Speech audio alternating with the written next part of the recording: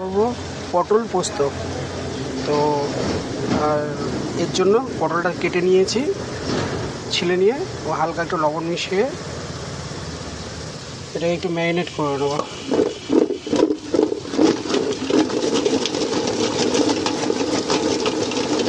আমার এদিকে তেল গরম হয়ে গেছে, এবার এটা ছেড়ে দেবো।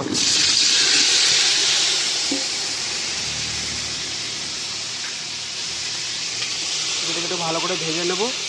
লবণটা দেওয়ার কারণ হচ্ছে আমি তো এটা তেলে ভাজবো, তাই এটা সিদ্ধ হয়ে যায়, ভেতরে লবণ ঢুকবে না। তাই এটাকে হালকা লবণ দিয়ে নিলাম যাতে লবণটা ভেতরে চলে যায় ভাজা টাইমে।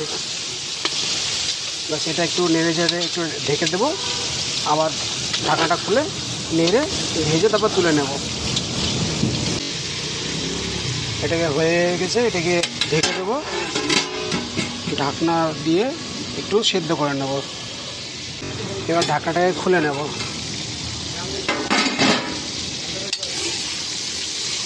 দেখুন হয়ে গেছে, হয়ে গেছে।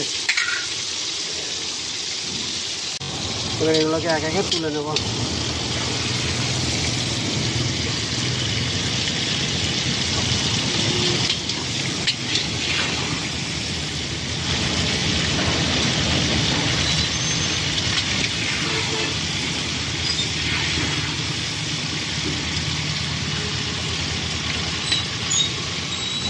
তুলে নেওয়া কমপ্লিট।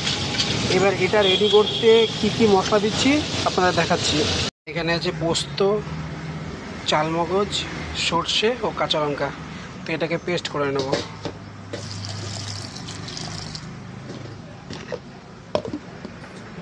গরম হয়ে এসছে, তো তেলের মধ্যে আমি 4টে কাঁচা লঙ্কা দিয়ে দেবো, শুকনো লঙ্কা,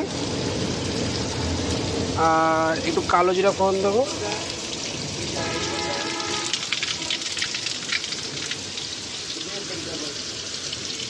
টমেটো দিয়ে দেবো কাটা, একটা গোটা টমেটো কেটে রেখেছিলাম সেটা দিয়ে দিলাম।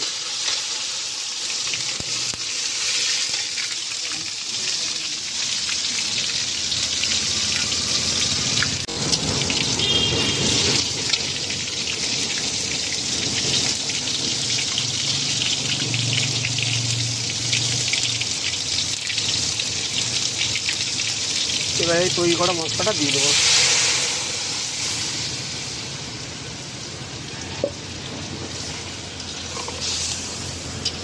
কারণ বেশি তেলে কষবো না, এটাকে একটু ফোটাবো, হালকা জলটা মরবে, তারপরে এই পটলগুলো দিয়ে দেবো।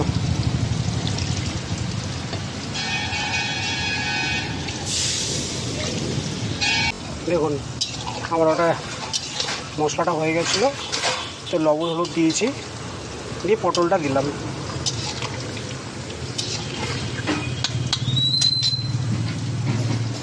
এবার এটাকে একটু ঢেকে দেবো।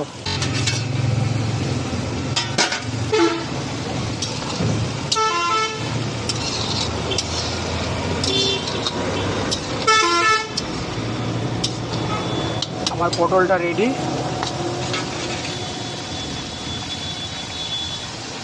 এতে সামান্য পরিমাণে একটু চিনি দিয়ে দেবো,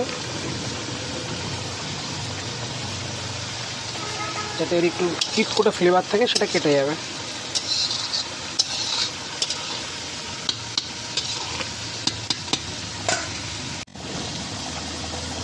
এবার এটাকে নামিয়ে নেব।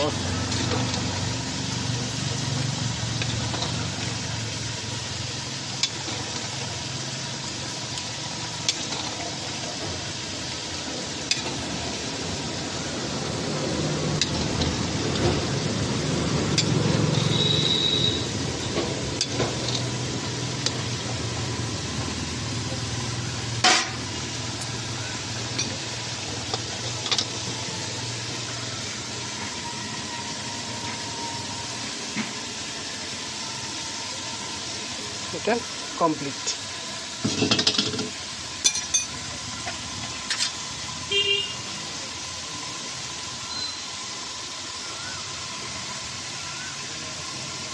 ফাইনালি আমার পটল শস্য পোস্তটা রেডি।